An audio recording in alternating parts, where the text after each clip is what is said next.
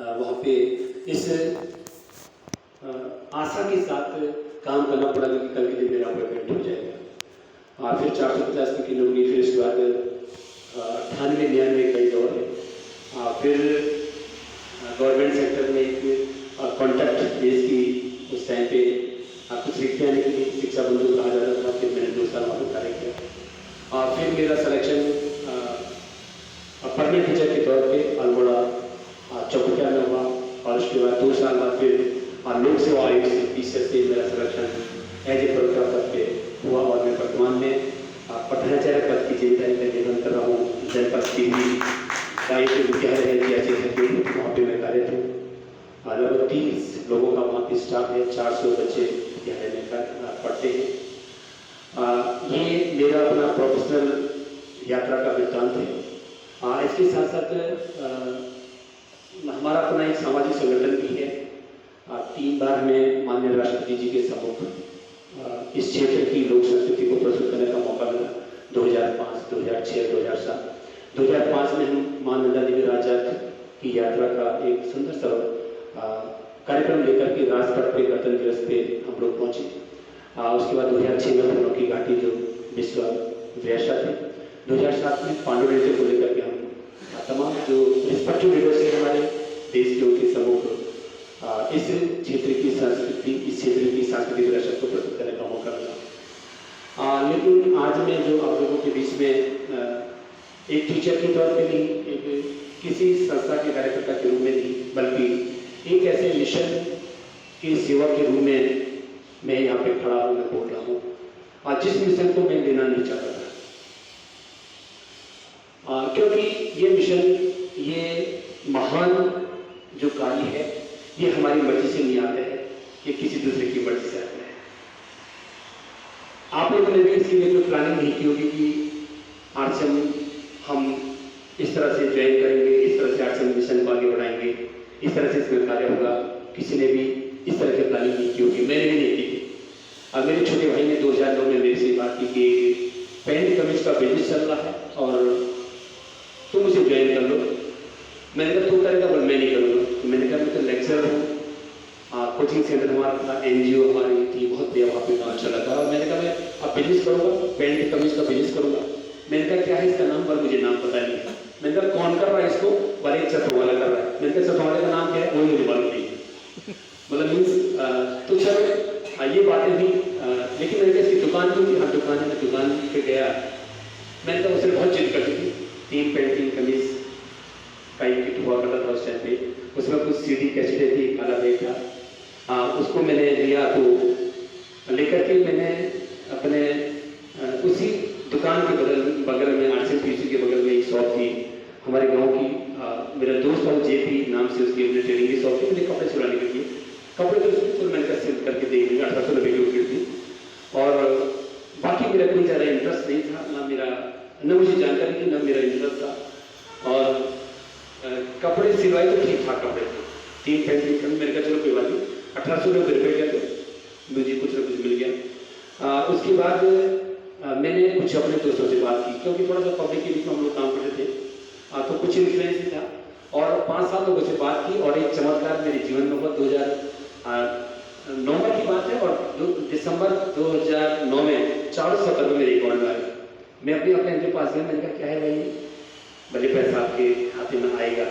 Net पे हो गया था। मैंने कहा कैसे आया? भला आपने 2-4 लोगों से बात की। ये हुआ तो 400 रुपये खाते में आया। मैं थोड़ा सरप्राइज हो गया, क्योंकि मैंने आपको बताया कि 450 रुपये की नौकरी मैंने शुरुआत में की थी, MA English, MA economics B.Ed करने के बाद। मैंने कहा इसका मतलब सिस्टम कुछ और है। फिर मैं इस सिस्टम की जानकारी पर भिड़ोड़ा निकल गया। मैंने कहा ये है क्या? पहले मैं खुद करके काम तब करूँगा, पहले मैं जान लूँगा कि है क्या। भीड़ बढ़ गया तो फिर मेरे सारे डाउट्स क्लियर हुए। वहाँ पे बहुत सारे डॉक्टर्स थे, बहुत सारे इंजीनियर्स थे।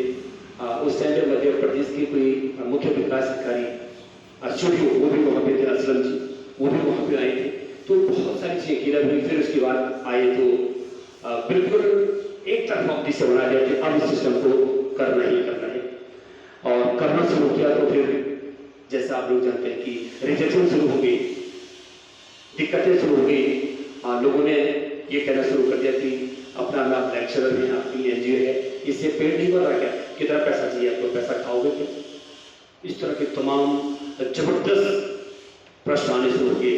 हम लोग गवर्नमेंट जॉब में थे और गवर्नमेंट जॉब में लोगों की नजरें ज़्यादा होती है, लोकल क्षेत्र में काम करना बहुत टफ था, लेकिन मैं इसको समझ चुका था कि मैंने कहा लोग कुछ भी बोले, मैं खुद से नहीं हारूंगा।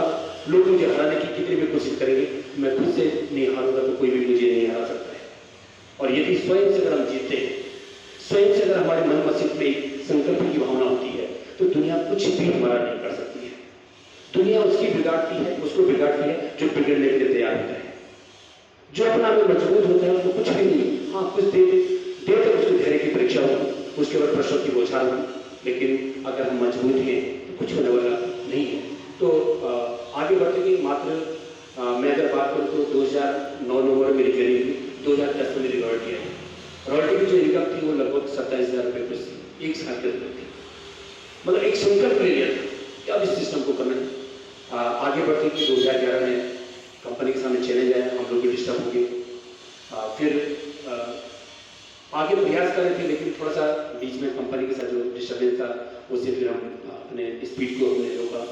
आज 12, 13, 14, 15 दिसंबर में फिर मेरे घर पे कोई हमारे परिचित थे, वो आए और उन्होंने कहा कि आप अपनी केवाईसी दे दो। मैंने कहा लो केवाईसी ले जाओ। मन थोड़ा सा हमारा होता ही उत्साह कम हो गया था, मन विचलित हो गया था। केवाईसी अपडेट की तो मैंने कहा चलो ठीक है। केवाईसी उन्होंने फिर अपडेट की 2015 में, और फिर विजन तो हमें मालूम था और सिस्टम में मालूम था। उसके बाद फिर काम शुरू किया और आज मैंने मेजोरिटी फिर 2015 में काम शुरू किया दिसंबर में, और सितंबर 2014 में फिर रॉयल्टी मैंने अपनी वाइफ की आईडी लगाई, उनकी आईडी पे रॉयल्टी प्राप्त हुई मात्र 8 महीने में। क्योंकि मेरा एक वसूल होता है कि पहले तो किसी काम को करना नहीं है, और करना तो इतने शिद्दत के साथ करना है कि उसके परिणाम तक पहुँचना है। मेरी अपनी जिंदगी का एक वसूल है, मैं जिस पे काम करता हूँ। फिर आगे बढ़ते गए तमाम रिजेक्शन को फेस करते गए, और अभी मैं बात करूँ तो मेरी वाइफ स्टार पर्ल है, टेक्निकल से ऊपर का ही फायदा होता है, और एमलर में बहुत नजदीक है। इनकम की बात करूँ तो 476 रुपये से इनकम शुरू हुई थी, और मार्च महीने में जो कंपनी का टर्नओवर जो डिस्ट्रीब्यूट हुआ, मई में जो चेक आया, और वो मेरी वाइफ का 2,19,182 रुपये का था एक महीने का। और गजब की बात है कि इतनी तनख्वाह मुझे नहीं मिली आज तक। 28 साल मुझे गवर्नमेंट सेक्टर में हो गया है, लेकिन इतना वेतन मेरा आज तक नहीं है।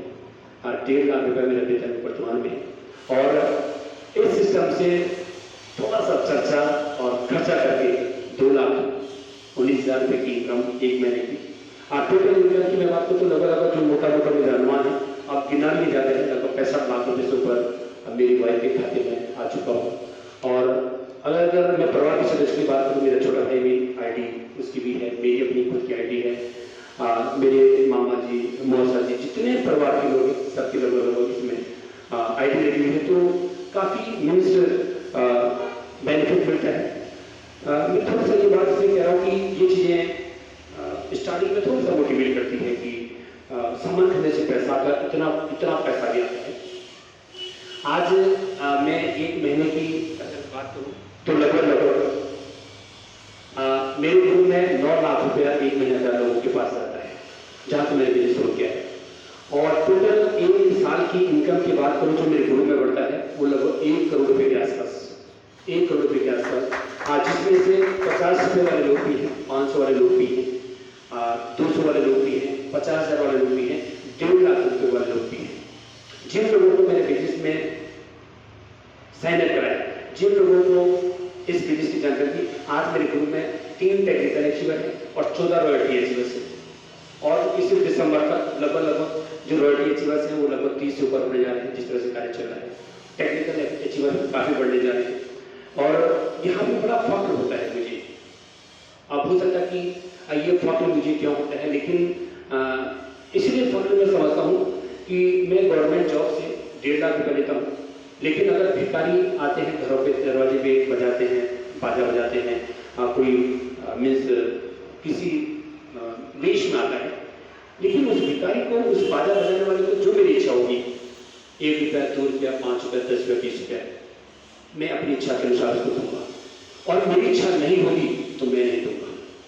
कई बार होता नहीं, कोई गेट बाधा बार बार खटखटाता है, हम जाते नहीं, या कई बार हम डांट देते, क्यों? वहां पे मेरी इच्छा है, मेरी इच्छा है। लेकिन ये सिस्टम इतना पावरफुल है, यहाँ पर मेरी इच्छा हो ना हो, मेरे ग्रुप में जो कमीशन बढ़ रहा है वो कमीशन बिना मेरी इच्छा के भी बढ़ेगा। 1 करोड़ रुपया वर्तमान में जो बढ़ना है कंपनी के मानकों के अनुसार, वो 1 करोड़ रुपया बढ़ेगा ही बढ़ेगा। आज गवर्नमेंट सेक्टर में काम करते करते 500 रुपये का अपॉइंटमेंट लेटर किसी को भी मैं नहीं दे पाया। हाँ, लड़के कोई मेडिकल फील्ड में चले गए हैं, कोई आर्मी में है, कोई अपनी में है, कोई कहीं या कोई टीचिंग में है, लेकिन मैंने अपने हाथ से नहीं दिया है। यहाँ पर हमारे भाई साहब बागड़ी जी प्रशासनिक अधिकारी हैं, भाई साहब ने बहुत अच्छे पद पे सेवा की है, तिवारी जी ने बहुत अच्छे पद पे सेवा की है। कितने लोगों को हमने रोजगार दिया है, कितने लोगों को हमने अपने हाथों से अपॉइंटमेंट लेटर दिया है। लेकिन इस सिस्टम की ये जो ताकत है, यहाँ पर आप बहुत सारे लोगों को रोजगार दे सकते हैं। और मुझे भी वही चीज बहुत अच्छी लगती है कि आज मेरा बच्चा जिसको मैंने बहुत तल्लीनता के साथ पढ़ाया, वो पास आउट होने के बाद मुझे नमस्कार करने को तैयार नहीं होता है। वो हेलो है कई बार कट मार देते हैं, लेकिन आरसीएम मिशन की जानकारी यदि किसी एसोसिएट बायर को मैंने दी है, किसी डिस्ट्रीब्यूटर को मैंने दी है, तो वो खुद कह करके प्रणाम करता है। ये मेरी ताकत नहीं है, ये सिस्टम की ताकत है, ये सिस्टम की ताकत है। तो कहने का मतलब है कि आज बहुत सारे लोगों को रोजगार देने की भी इस सिस्टम के माध्यम से एक हमें पावर मिली है। अब मैं थोड़ा ये मेरा ज़्यादा टाइम मैंने लगभग 15-20 मिनट और मैं आपके बीच में बात करूँगा। अब आरसीएम क्या है? अभी बात है नए नए साथ हमारे बीच में जो पहली बार आई है, मुझे लगता है सब लोग जुड़े गए। मैं तो खैर पहले से जुड़े थे। जो लोग पहली बार इस तरह की मीटिंगों में आए हैं, सारे लोग यहाँ पे एसोसिएट बायर हैं, सब लोग सामान को खरीदते हैं, सब लोग जुड़े हुए लोग हैं जी। आरसीएम क्या है? आरसीएम क्या है? आरसीएम क्या है? राइट कंसेप्ट ऑफ मार्केटिंग, खरीदारी का एक सही तरीका।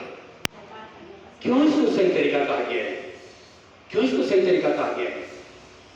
इसलिए कहा गया है कि इससे पहले जिस तरीके से हम सामान खरीद रहे थे, ट्रेडिशनल मार्केट में जो हम सामान खरीद रहे थे, वहां पे हमें बहुत सारा नुकसान उठाना पड़ रहा था।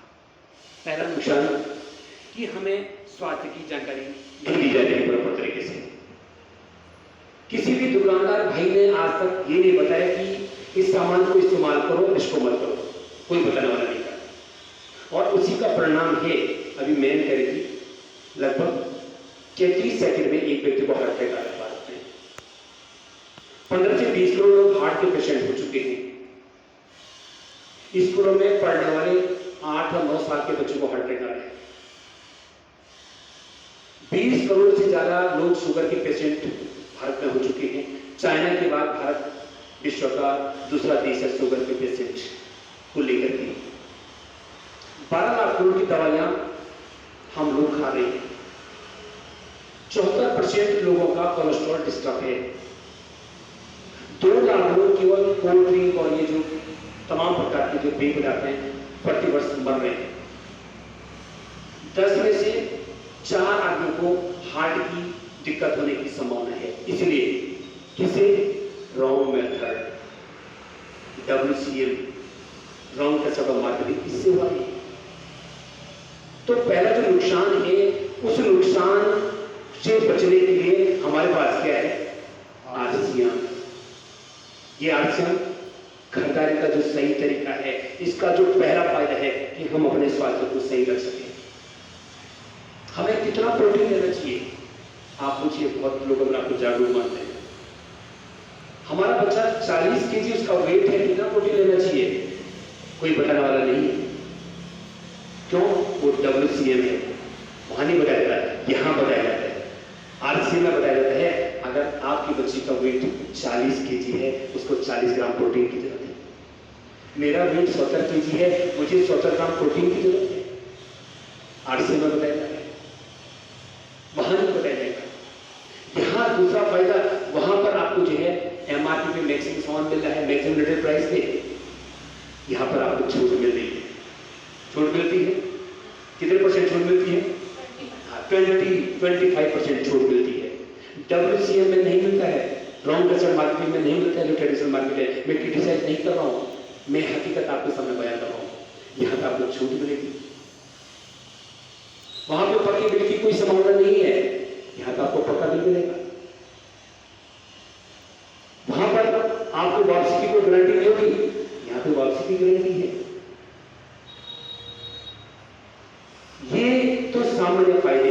अब आगे बात करें, इसके अलावा आरसीएम क्या दे रहा है? WCM नहीं देगा कुछ नहीं, आरसीएम देगा रोजगार। आरसीएम देगा रोजगार। अभी कविता जी की बढ़िया तरीके से हमें बात कर रही है। आने वाले टाइम में रॉयल्टी अचीवर है, आने वाले टाइम में टेक्निकल अचीवर है, अंता जी यहाँ पे है, जो लोग अभी सीख रहे हैं बहुत बड़े तरीके से। WCM में रोजगार की कोई संभावना नहीं है, यहाँ पे रोजगार मिलेगा, रोजगार मिलेगा। और रोजगार आज एक बहुत बड़ी बर्निंग प्रॉब्लम हो चुकी है। कंपनियां कम करती जा रही है मैन पावर को। आप देखिए, माइक्रोसॉफ्ट ने कई इंजीनियरों को बाहर कर दिया, गूगल ने कई इंजीनियरों को बाहर कर दिया। आज तक हमारे आदरणीय भाई साहब हैं, हमारे तिवारी जी हैं, आप लोगों ने देश की सेवा की है सेना के रूप में। अभी भारत और पाकिस्तान का जो है ऑपरेशन सिंदूर ऑपरेशन का, एक भी सैनिक ने बंदूक पकड़ते थे, कहीं कुछ नहीं हुआ। मशीनों ने, यानी कि मेन पावर कम होती जा रही है, टेक्नोलॉजी बढ़ती जा रही है। अगर टेक्नोलॉजी बढ़ रही है तो श्योर है कि जो मेन पावर को मिलने वाला रोजगार है वो कम होता जाएगा। संघ लोक सेवा आयोग में 17 लाख बच्चों ने आवेदन किया था, तो कुछ दिन पहले रिजल्ट निकला, 1010 बच्चे निकले, 16,99,000 और 910 बच्चे बाहर हो गए। रोजगार की बहुत बड़ी प्रॉब्लम आने वाली है। अभी आपको तो AI आ चुका है, कंप्यूटर ने कुछ लोगों को जॉब से बाहर किया, मोबाइल ने फोटोशॉप की दुकान बंद की, टेलीकार्ड की दुकान बंद की, कई दुकानों को मोबाइल बंद कर दिया, टॉर्च बंद हो गया, रेडियो बंद हो गया। AI आ चुका है, परसों धूप में ऑपरेशन AI ने कर दिया है, AI ने कर दिया है, रोबोट आ चुका है। इनकी मेन पावर का इस्तेमाल कम से कम होने वाला है और हो रहा है। आपको मैं बता दूं, एक चीज बन चुकी है। क्या चीज बनी है? डॉक्टर के पास जाने की जरूरत नहीं पड़ेगी भाई, लिपिड प्रोफाइल कोलेस्ट्रॉल मशीन बता रहा है, शुगर मशीन बता रहा है, कैंसर मशीन बता रहा है, तो दवाई नहीं बता सकते हैं। उस चिप को अंदर डालने की जरूरत है। एक ब्लड टेस्ट, ब्लड की रिपोर्ट, और दूसरा दवाई की रिपोर्ट। डॉक्टर भी तो उसी को लेकर बता, उसी रिपोर्ट को कितने दवाई दे रहे हैं, वो भी आने वाला है। ड्राइवरलेस, बिना ड्राइवर के कारें आ चुकी है, बिना ड्राइवर के कारें आ चुकी है। आप देख रहे हैं हम लोग बच्चों को बहुत चीज पढ़ा रहे हैं। मैं नेगेटिव बातें नहीं कर रहा हूं, लेकिन ये संभावना है, यहां पर रोजगार की संभावना है। मैं पार्ट टाइम जॉब करके 2,19,000 रुपया मुझे मिल सकता है, तो एक हमारे बेरोजगार बच्चे को क्यों नहीं मिल सकता है? सुरक्षा की मैं बात करूं, आगे जो WCM में कुछ नहीं है, रॉन्ग कस्टमर मार्केट में कुछ नहीं है, आरसीएम में सुरक्षा आपको मिलेगी। आज मैं 28 साल से गवर्नमेंट जॉब में हूं, अभी भी स्कूल जाऊंगा, वेतन मिलेगा, नहीं जाऊंगा, मेडिकल पहले 14 दिन का मेडिकल PO उसको पास करेगा, 28 दिन का मेडिकल CO उसको पास करेगा, उसके बाद फिर कमेटी बैठेगी, 365 दिन का मेडिकल मेरा समाप्त हो जाएगा, उसके बाद नो वर्क नो पे, काम नहीं तो पैसा। 28 साल काम करने के बावजूद भी हमारे पास सुरक्षा नहीं है। आज मेरी वाइफ स्टाफ पढ़ रही है, मेरी वाइफ आज काम करेगी तब भी पैसा है, नहीं भी करेगी तब भी पैसा है। क्यों? ऐसा क्यों? क्योंकि नेटवर्क बन चुका है, नेटवर्क बन चुका है। सुरक्षा जैसी जो एक इसमें प्रोसेस होती है वो आनी शुरू हुई है। टेक्निकल के बाद आपके पास सुरक्षा जाएगी। आज आप देखिए, सतीश पंडित जी हमारे बीच में नहीं है, मैं नमन करना चाहूंगा जिन्होंने इस सिस्टम को बहुत बड़े तरीके से आगे बढ़ाया।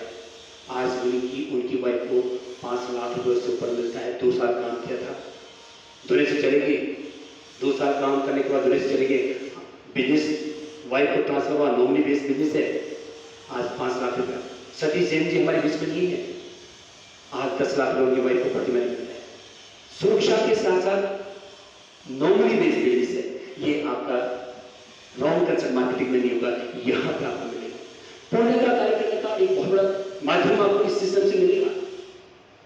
कैसे पुण्य मिलेगा? किसी की दवाइयों को आप बंद कर देंगे। हमारे अगर टीचर जी कह रहे हैं कि पूरे भारत में एक अभियान चल रहा है कि हॉस्पिटल खोलो, और मेरा एक अभियान है कि लोग हॉस्पिटल न जाए। हॉस्पिटल लोग कैसे नहीं जाएंगे? इसलिए नहीं जाएंगे जब लोग शुद्ध खाएंगे, जब लोग स्वास्थ्यवर्धक खाएंगे, लोग अपने शरीर का ध्यान रखेंगे, तो लोगों को हॉस्पिटल जाने की जरूरत नहीं है। कहता है जैसे अन्न वैसा मन, जैसा पानी वैसा। जो हमारा अन्न कोश है, जो हमारा प्राण कोश है, वो सब बाहर से जो गतिविधियां हमारे शरीर को प्रभावित करती है, उनसे आगे बढ़ता है। तो हमारा खान पान सही होगा, हम तनाव से दूर होंगे, हम सबको अच्छी तरह से आगे बढ़ाने की बात करेंगे, तो कहीं ना कहीं हमारा जो मन है, हमारा जो मस्तिष्क है, वो भी क्या रहेगा? सही रहेगा। तो आदरणीय डीसी जी का ये जो मिशन है कि हम स्वास्थ्य पे इतना बड़ा काम कर रहे हैं, स्वास्थ्य पे हम इतना बढ़िया काम कर रहे हैं। तो जो मैं बात कर रहा था कि पुण्य के भागीदार आप लोग बन सकते हैं। यहाँ पे मैम ने भी अनिता जी को जो है ज्वाइन कराया। एक संकल्प है, एक जुनून है कि अनिता जी को मुझे आगे पहुंचाना है। अनिता जी कल दिन रॉयल्टी पे पहुंचेगी, तो अनिता जी याद करेंगे कविता जी को जिन्होंने ज्वाइन किया होगा, कविता जी जिस दिन टेक्निकल बनेगी जरूर उनको क्या करेंगे? याद करेंगे। कहने का मतलब, और जब याद सिर्फ जो है ये शब्दों से नहीं होगा, याद दिल से होगा, याद दुआओं से होगी कि यार उस बंदे ने मेरे जीवन को क्या किया है, कामयाब किया है, उस बंदे ने मेरे लिए इतना शानदार सिस्टम दिया है। तो कहने का मतलब है यहाँ पे पुण्य की भी एक बहुत बड़ी हमारे सामने प्रश्न होती है कि हम पुण्य कमा सकते हैं, हम लोगों की दुआएं कमा सकते हैं। और कहते हैं कि जब दवा का रोल कम हो जाता है तो दवाओं का रोल बढ़ जाता है। ये चीज आप महसूस कर सकते हैं।